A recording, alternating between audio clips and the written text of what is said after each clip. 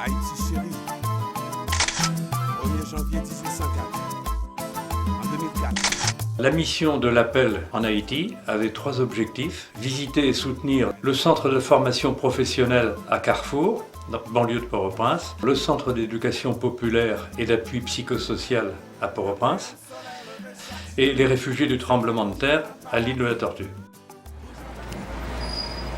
Nous avons une première vision de Port-au-Prince tôt le matin, avec la Grand Place, le palais présidentiel,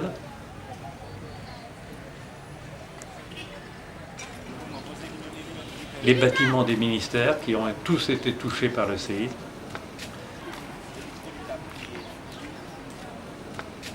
notre hôtel, dont seule la partie la plus ancienne a tenu,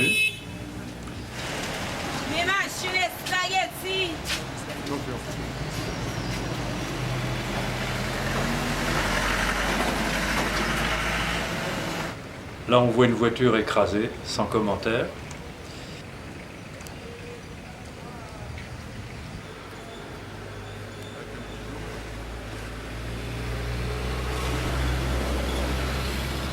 Que de gravats à ramasser.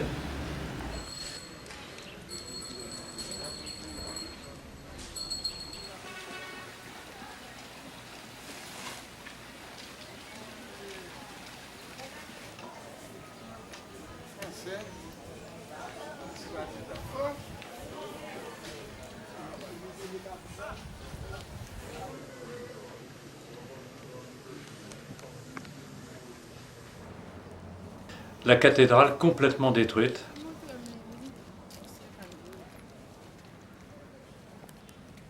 Mais la vie se poursuit dans les rues, parmi les ruines.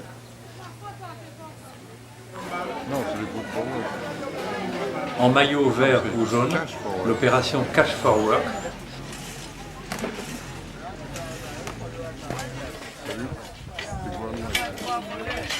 Un petit salaire contre du travail de nettoyage ou de déblaiement à la main et au marteau.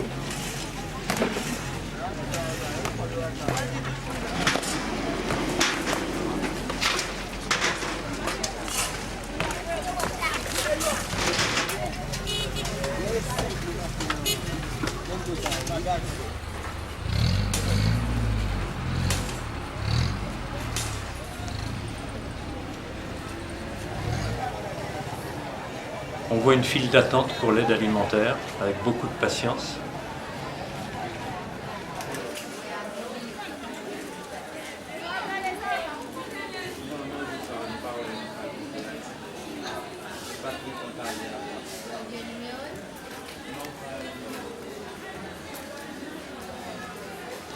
Deux heures après, ces pauvres gens sont toujours en train d'attendre, en plein soleil. Ils se couvrent d'un sac de papier. Et la queue n'a absolument pas bougé.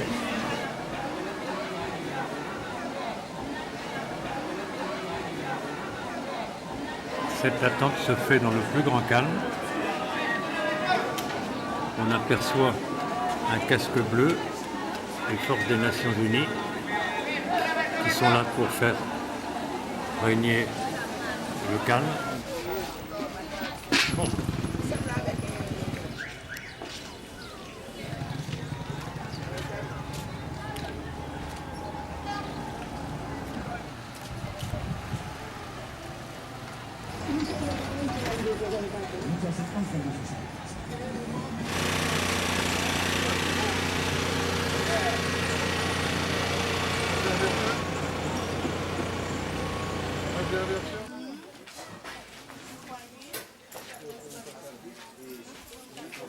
Une classe improvisée entre familles. Ces enfants n'ont pas oublié leur table de multiplication.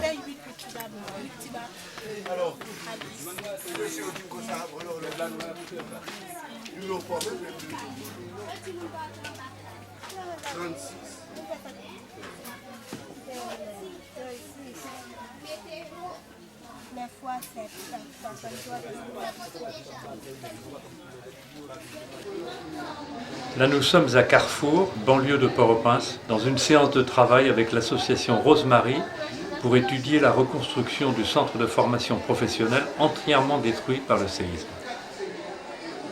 Nous sommes au CEP, le Centre d'éducation populaire et d'appui psychosocial, avec un accueil médical gratuit, car les hôpitaux et les dispensaires du quartier ont été détruits, avant la consultation psychologique pour les plus traumatisés.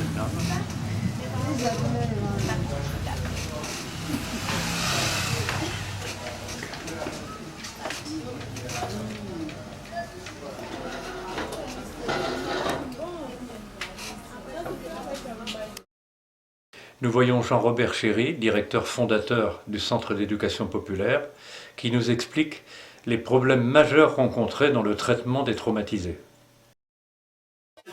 Les principales violences qui caractérisent le 14 janvier 1910, et c'est que les gens n'arrivent pas à faire le deuil, c'est-à-dire n'arrivent pas à trouver leur mort pour qu'ils puissent les enterrer, plus que la société haïtienne.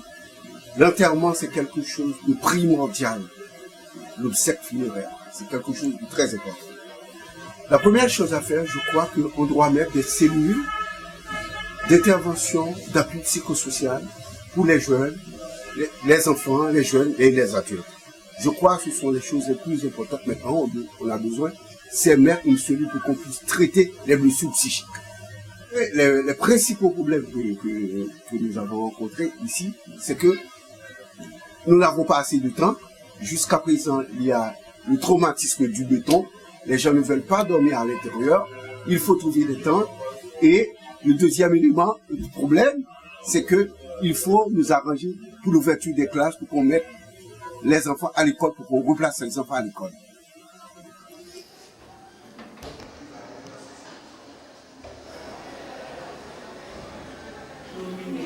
Cours sur l'échelle d'évaluation des dépressions.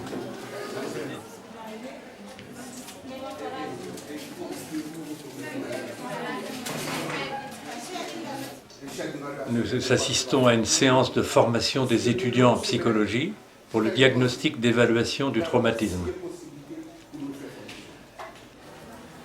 Je fais toujours un petit tampon, un petit moment. Ok? Ça, c'est le processus politique. Qu'est-ce que ça veut dire le S? Quoi? Le S, MMS. MMS, c'est l'échelle mini-mentale. Oui, mais mini-mental. Mini-mentale. S. Système. Nico, c'est un jeune qui est au centre d'éducation populaire, qui a été traumatisé un petit peu par la catastrophe. Et là, on va essayer de faire une évaluation pour tester, pour voir si Nico n'a pas de déficit cognitif et de mémoire. Alors, il y a un étudiant qui m'accompagne, qui est mon aide. C'est lui qui va passer, Nico, le test mini-mental pour voir si Nico n'a pas de déficit.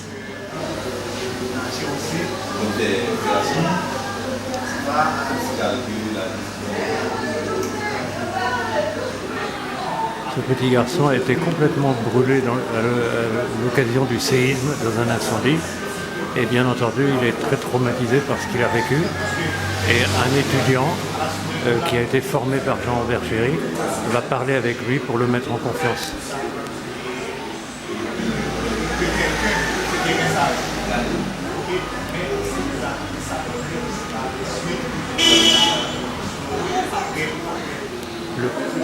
L'étudiant pose des questions au petit garçon. Il lui demande comment il se sent et avec l'échelle qui a été établie par le professeur Chéry, l'étudiant va évaluer, estimer son degré de traumatisme.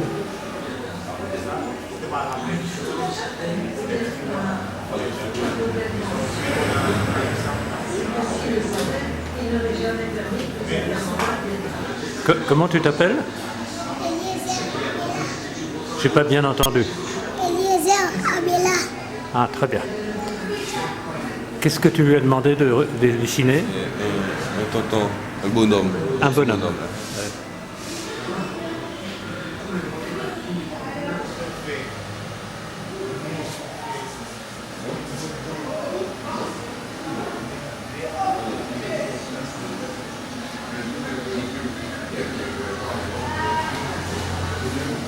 Il s'agit d'un sujet, après l'événement, qui qui a été choqué par l'événement et qui a tachycardie.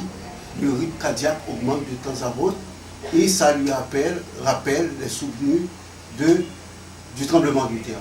Là, on va travailler avec lui, on va lui faire un petit peu de relaxation et pour qu'on puisse continuer le travail. On va lâcher tout le muscle tibial.